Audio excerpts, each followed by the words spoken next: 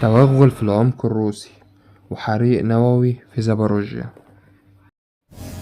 أوكرانيا تسيطر على 28 بلدة في منطقة كورسك. حققت أوكرانيا تقدما سريعا في غزوها المفاجئ لمقاطعة كورسك الروسية، حيث استولت على أرض بسرعة، مما أحرج الرئيس الروسي فلاديمير بوتين، وعزز معنويات الأوكرانيين بعد عام من الحرب التي تركزت بشكل كبير في معارك دفاعية دموية. المعضلة التي تواجه القيادة الأوكرانية الآن هي ما إذا كانت السعي لتحقيق مزيد من المكاسب يستحق التضحية بعدد أكبر من الجنود والمعدات العسكرية التي تشتد الحاجة إليها من الجهة الشرقية في أوكرانيا، حيث تكافح القوات الأوكرانية لاحتواء التقدم الروسي.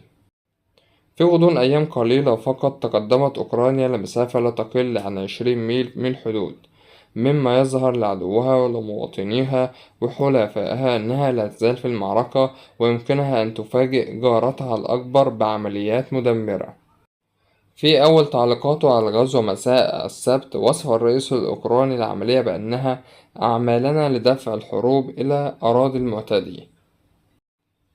وقال زيلينسكي: أوكرانيا تضمن بالضبط النوع المطلوب من الضغط على المعتدي.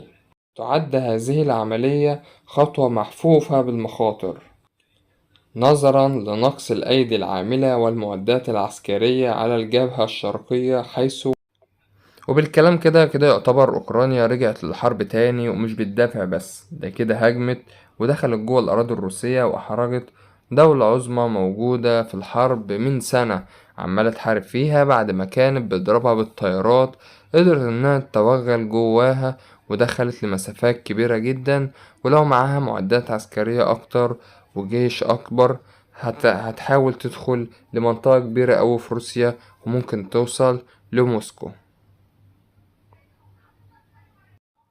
تابع معانا الأخبار أول بأول، منساش تعمل اشتراك وتفعل زر الجرس ولايك عشان يوصلك كل